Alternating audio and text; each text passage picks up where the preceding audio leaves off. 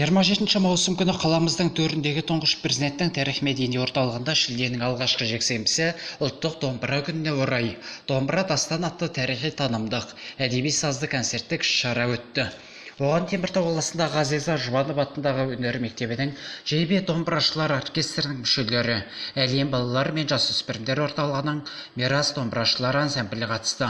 Көрермен ретінде көпшілік жиынға қаламыздағы жазғы мектеп ішілік демалыс лагерлерінің оқушылары мен тәрбиешілер және Теміртау қалалық аула клубтарының оқушылары шақырылған.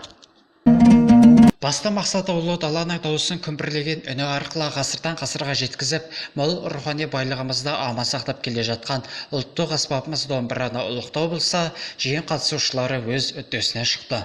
Іс-шараның соңында барша қатысушыларға тұңғыш президенттік тарих-мәдени орталығының алғыс хаттары тапсырылды.